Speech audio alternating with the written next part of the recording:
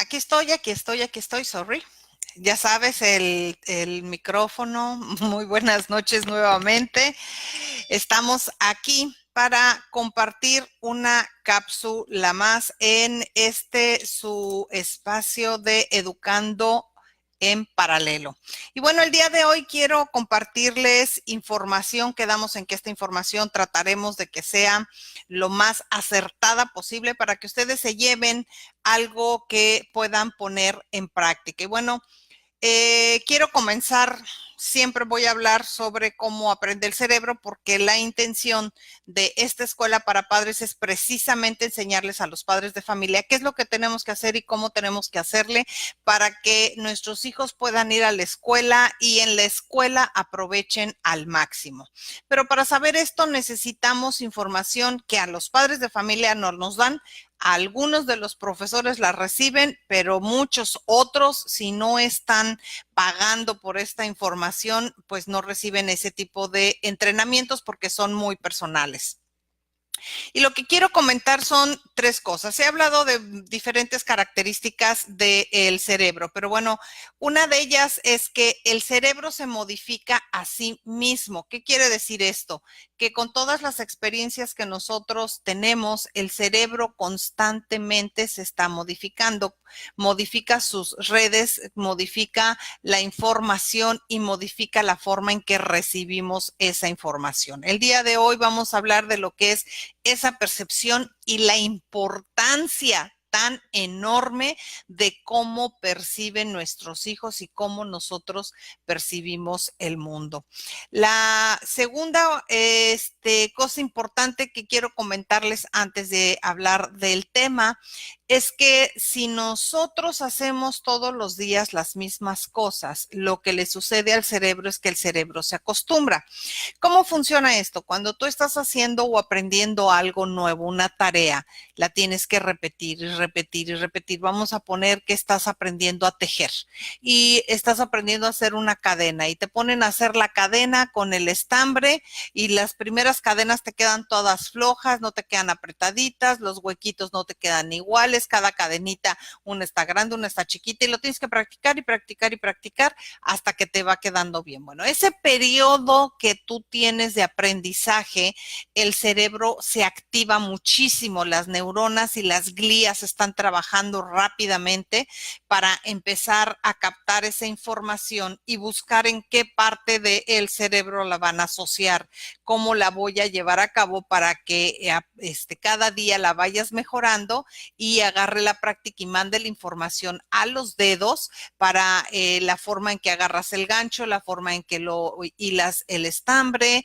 y cuánto tiempo, cómo tienes que jalar. Toda esa información se va guardando en las neuronas y lo haces a través del tacto, lo haces a través de la vista, lo haces a través del oído si te están dando instrucciones y las emociones son las que de alguna manera fortalecen ese aprendizaje.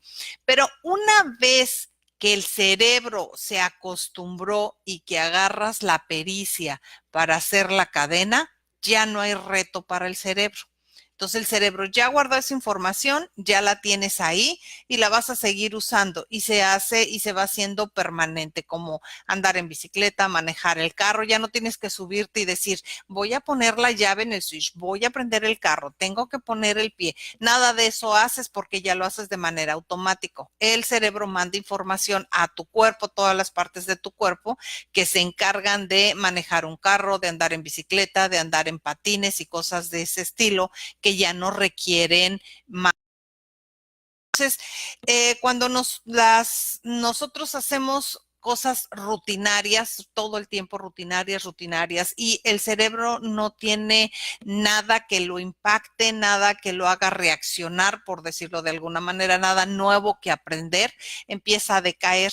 Entonces, esas neuronas que no se están usando, eso que no estamos haciendo, el cerebro tiene dos opciones: o las echa a un lado y las elimina para luego llevárselas en una poda, o las pone a trabajar en otra cosa, porque el cerebro para nada es flojo ni pierde recursos. Entonces, bueno, si estas neuronas no las estás usando, el cerebro lo que hace es dice, ok, ¿qué hace mucho esta persona? Bueno, esta persona hace mucho esto otro, te voy a mandar para acá. Y entonces cuando tú quieras ejercer esa función de aprendizaje que le toca a esas neuronas, te va a costar el doble de trabajo porque no se activaron y se fueron a trabajar con otra cosa. Y entonces regresar ese aprendizaje cuesta un poquito más de tiempo. Pero afortunadamente nuestro cerebro es plástico, pero es plástico para algunas cosas, pero las ventanas críticas de oportunidad, esas si se cierran,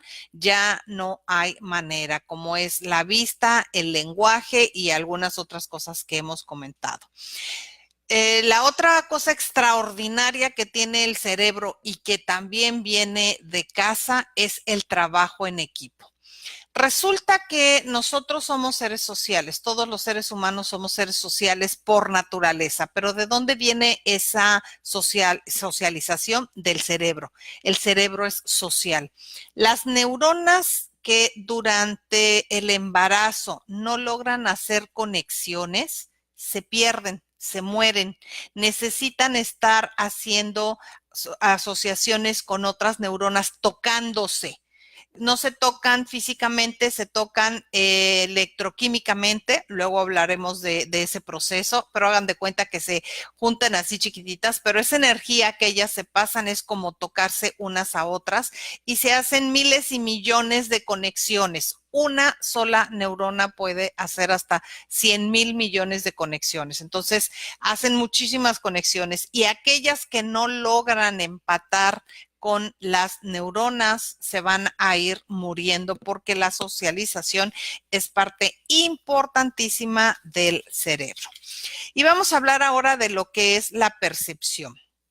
La percepción es la forma en que recibes la información del exterior, visual, auditiva o kinestésica. Te voy a platicar rápidamente un caso de una niña que a los 3 años estaba con su papá jugando en la sala y le dijo, ay papá, los árboles se están metiendo a la casa, están caminando. Y el papá dijo, ay, tiene 3 años, es una niña con mucha imaginación y no hizo caso de ese proceso, de ese evento.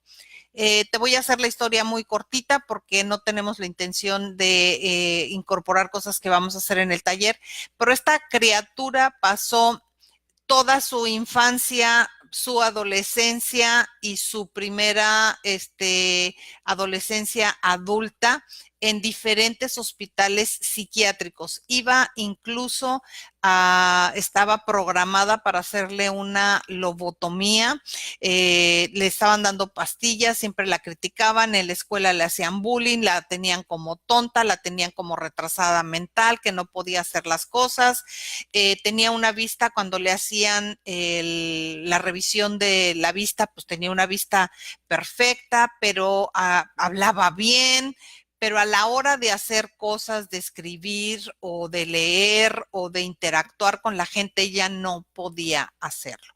Milagrosamente llegó un oftalmólogo al hospital psiquiátrico para hacerle unas evaluaciones y resultó que el problema de esta criatura era que no tenía la percepción tridimensional, la percepción de fondo. Entonces a ella todo se le movía.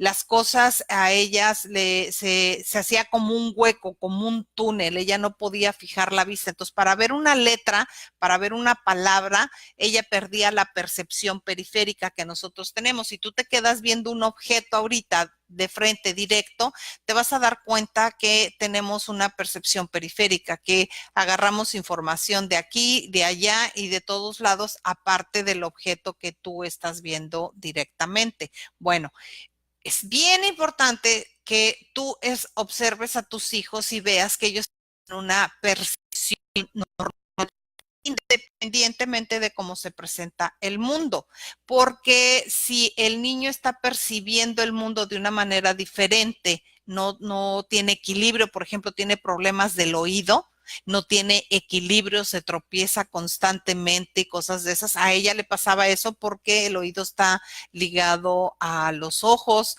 y cuando tu niño tiene o infección o no escucha bien, no tiene buen equilibrio. La falta de equilibrio te marea o te hace sentir como que no estás pisando en firme, y eso te puede dar problemas de conducta y problemas de aprendizaje bien importantes. Entonces, la percepción es muchísimo más que el solo escuchar, mirar o sentir. Oler. Tenemos que tener activos todos los sentidos, pero los padres de familia necesitamos checar a nuestros niños en todo momento.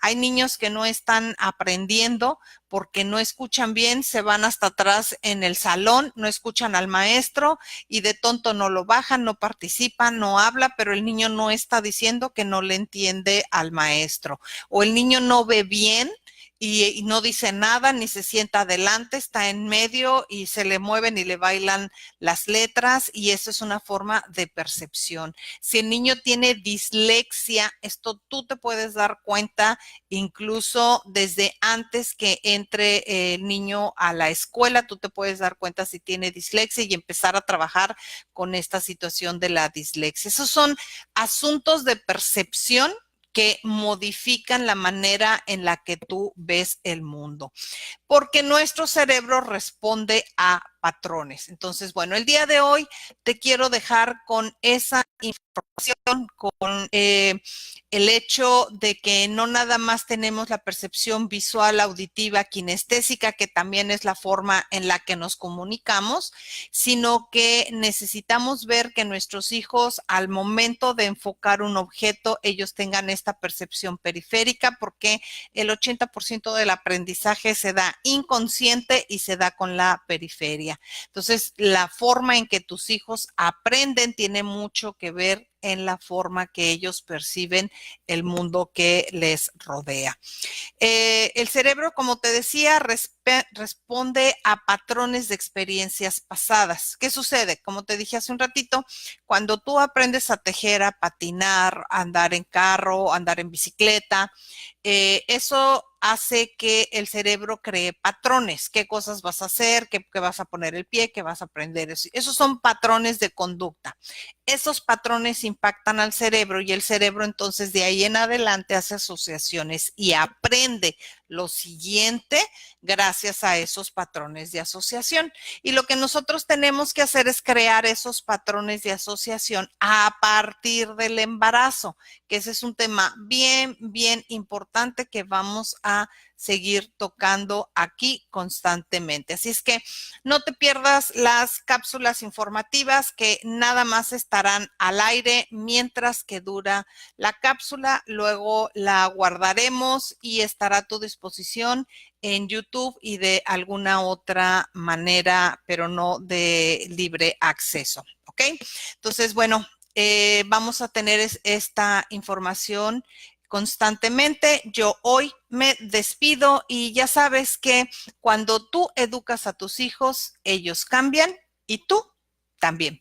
Dios te bendiga. Nos vemos mañana aquí en Radio a Domicilio en Educando en Paralelo. Adiós.